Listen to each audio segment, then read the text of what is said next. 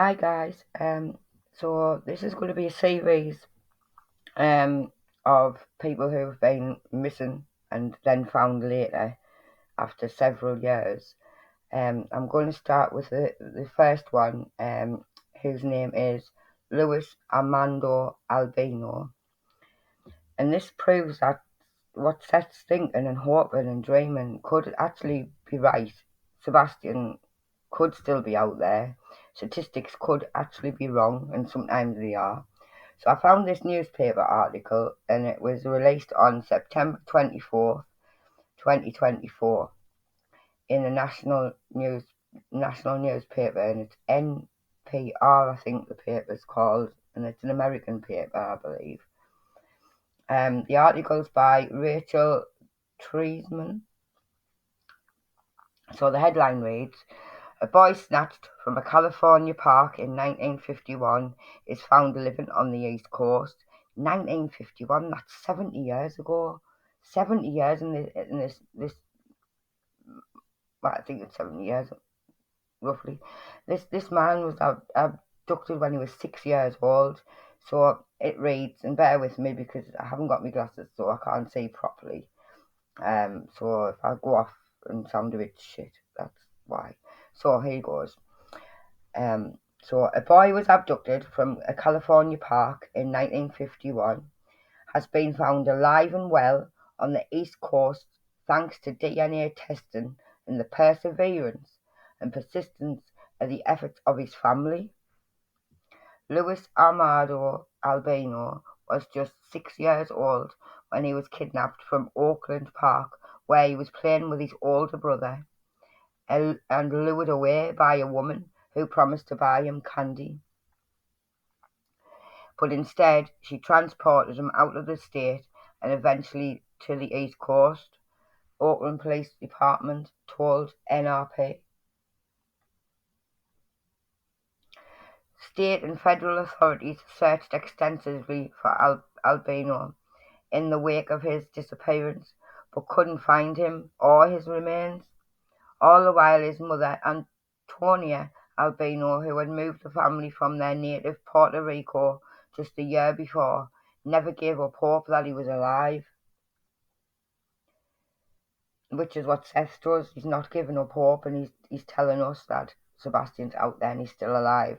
So I wanted to do this series for Seth, and I'm going to send them to Seth, and I would like everybody to like, share, and share my channel, please, so that people can watch this series.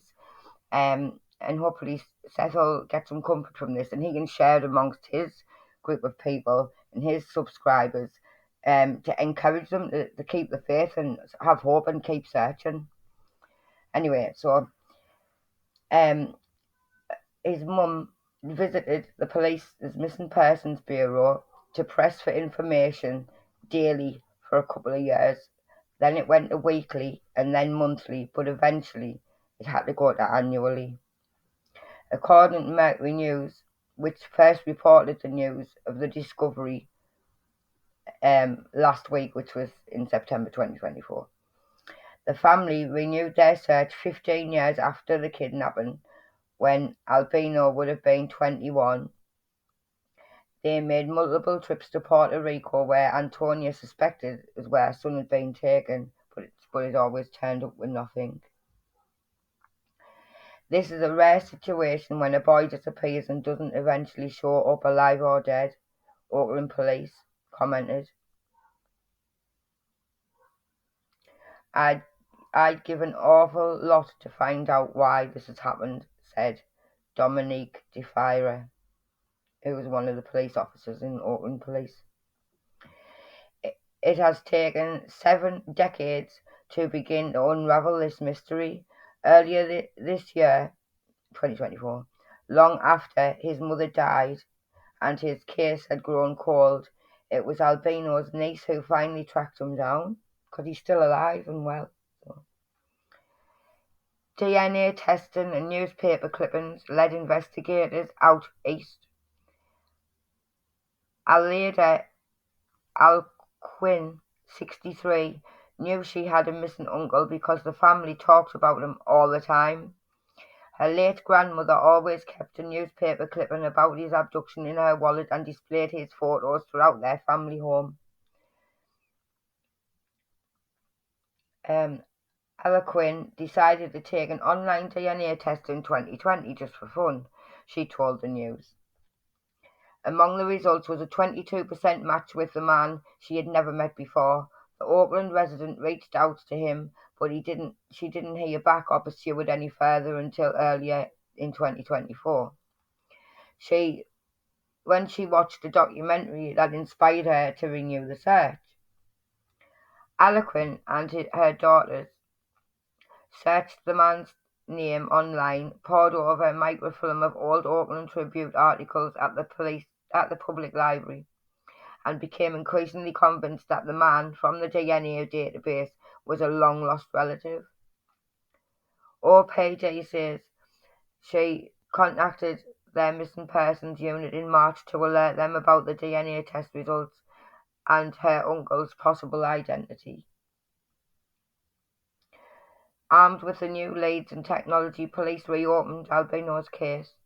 They searched through public records and the potential match and collected DNA samples from Albino's living siblings, with help from the California Department of Justice and the FBI. Police said investigators were unsuccessful in their multiple attempts to contact Albino and his family, and eventually were able to get the FBI special agents to dispatch to contact him and at his residence. The FBI confirmed to NPR that it assisted Auckland police, and in quotes, by our ability to access resources across the state lines. Authorities have not specified where on the East Coast Albino has been living. The agents were eventually able to interview Albino and take a DNA sample from him. His statements and genetics confirmed what police call the best possible outcome. He was indeed the boy who had been snatched from the park 73 years earlier. We didn't, and this is in comment again, there's a comment. We didn't start crying until after the investigators left, Quinn told the Mercury News. I grabbed my mum's hand and said, we finally found him. A family reunion at over 70 years in the making. Details about Albino's life on the East Coast are relatively scarce, and police say his case remains under investigation. They are asking anybody with information to contact OPD Missing Persons Unit. So if you know anything about this, guys, and or like contact OPD Missing Persons Unit. I never know where my video will reach, so it could be possible. Mercury News said Albino is a retired firefighter and a Marine Corps veteran who served 2 tours of duty in Vietnam.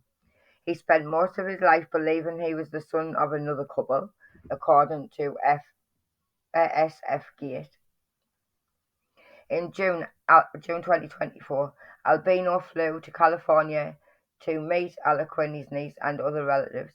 Police said the visit was arranged and funded by OPD investigators, FBI victims advocates, and the California DOJ.